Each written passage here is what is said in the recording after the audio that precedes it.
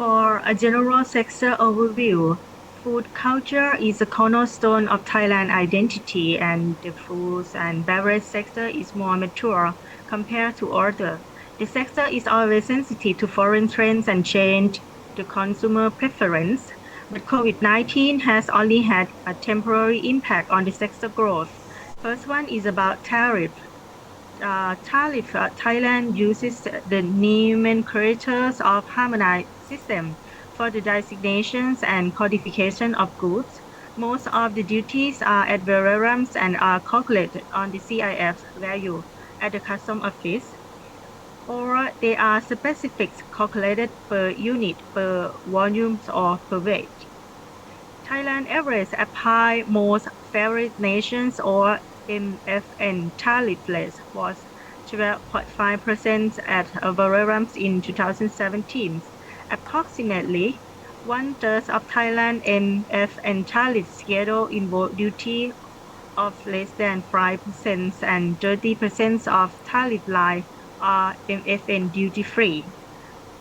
Has bound or tariff on agriculture product into WTO, but only around 70% of its tariff line on industrial products are bound.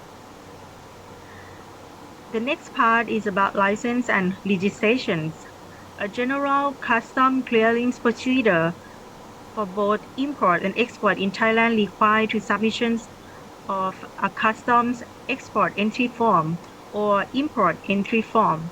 The form should be accompanied by standard shipping documents, which includes commercial invoice, packing list, bills of loadings, airway bills, and letter of credit if relevant. The next part is about labelings and packagings. Labeling is required by the Food and Drug Administration or FDA on all processed food, imported food, or locally produced. This authority is under the Ministry of Public Health, so the label must bear on the product names, descriptions, net weight or volumes, and manufacturing dates, expiry dates. Consumer must be able to identify the manufacturer or importer by its name and address, and the product registration number must be shown.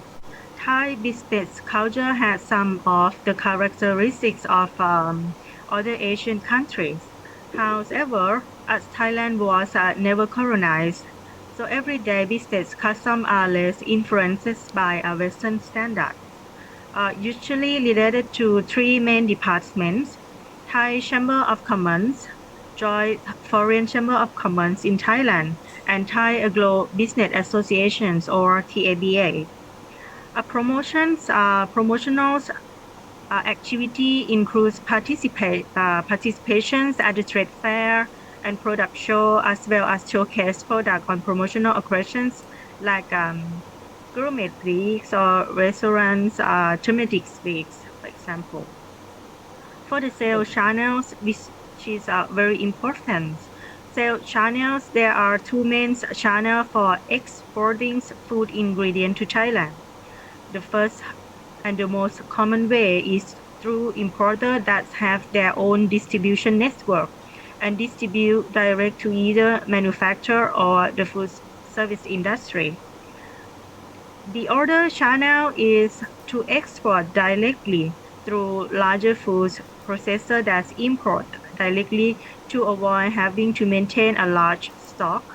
Only major food processors import direct from the country of origins, and most imported food is marketed and distributed by exclusive or authorized distributor in Thailand.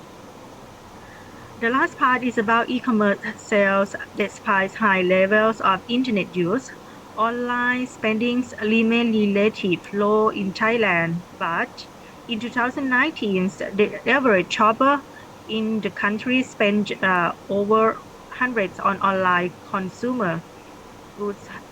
However, it's still an impressive increase of 25% compared to the year before. Combined with the COVID-19 lockdown, which had made most of the population try online food service. So the future of Thailand e-commerce industry looks promising. USD dollars, 70.69 billion from 2021 to 2026, and the market growth momentum will accelerate at a compound annual growth rate of 7.15%. According to the latest market report of Technavio, the sports nutrition market in Europe is expected to grow by US 2.01 billion from 2021 to 2026, with a compound annual growth rate of 8.01%. During the forecast period, 40% of the market growth will come from the UK. The market in this country will grow faster than those ones in Italy, France, and the rest of Europe. So, for this reason, more and more people join fitness centers, and the growing demand for protein products such as sports nutrition products will promote the growth of the sports nutrition market in Europe. So, here we are going to talk about the five forces model analysis of the sport drink market. So, first, the competition among existing competitors. Uh, so, the beverage industry has entered a period of rapid development, and their products are recognized by the public, and the market demand is large. Many small and medium-sized enterprises also have definite influence.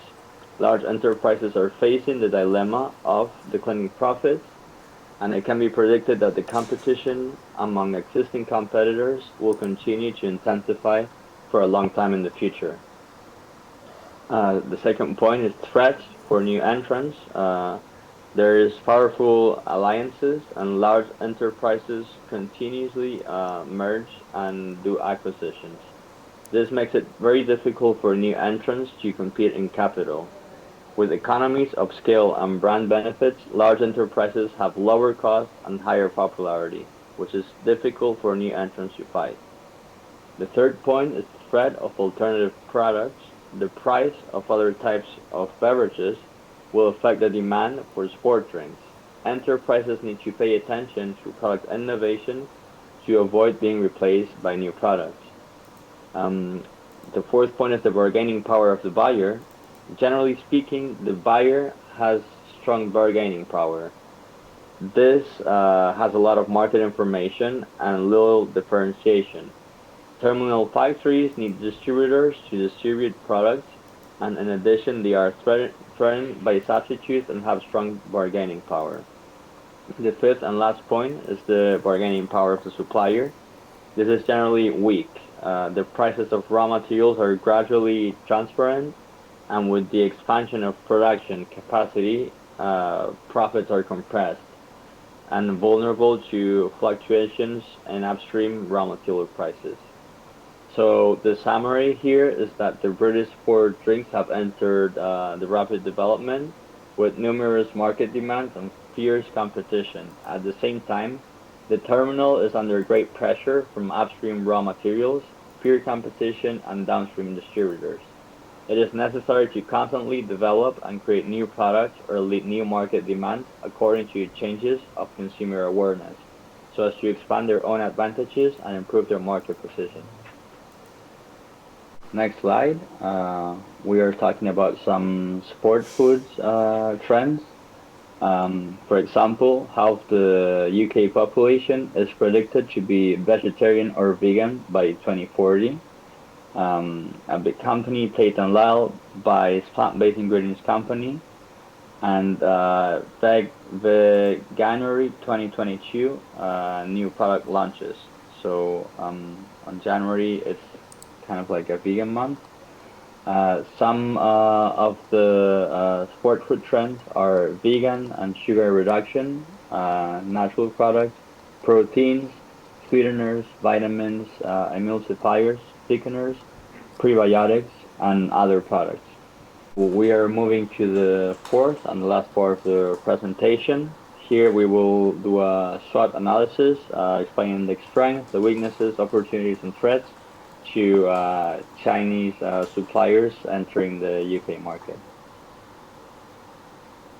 So Okay. here's 呀，第四大板块的话，主要是 Francisco 这边会给我们带来一个 SWOT 分析，主要是从对于中国供应商进入英国市场的话，去做一个整体的分析，我们的优势有哪些，我们的劣势是什么，以及我们的机会，以及对我们的威胁有哪些。OK，Francisco。Okay, yeah. So for SWOT analysis, we will start with the strength. The UK sports nutrition market is developing fast. It's a great time to enter into the UK market with key ingredients and catch the trends of the UK market. Some other strengths are that we have a competitive cost price advantage as China is the leading manufacturer of sports nutrition ingredients. There's also a strong knowledge about the product and the market, and good distribution channels with well-established retail or manufacturing companies.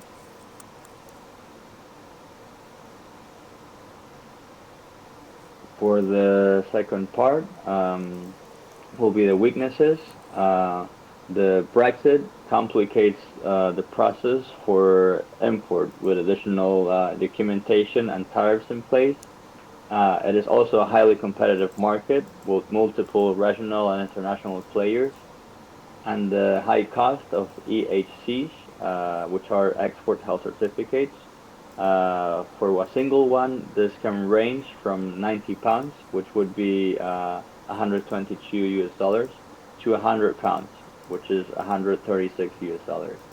Inflation is also another weakness, and this is resulting, for example, from the war between Russia and Ukraine, and this discourages some consumption. Moving to OK。the yeah, please, Nina.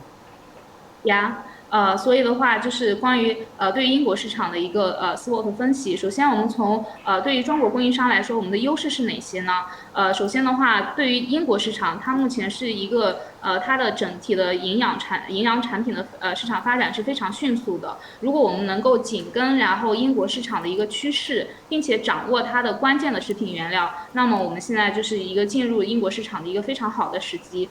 其次的话，对于中国的供应商来说，我们是非常具有就是成本上的成本价格上面的竞争优势的。因为在运动营养成分的很多就是生产制造，就是在国内这边的话，它是属于领先的位置的，就是说很多的生产商是集中在中国的，所以我们不只是在说英国市场上，其实我们在全球市场上就是原料供应这一端，我们是具有优势的。其次的话是对于产品和市场有深入的了解，最后一点的话是良好的分销渠道以及成熟的零售和生产企业。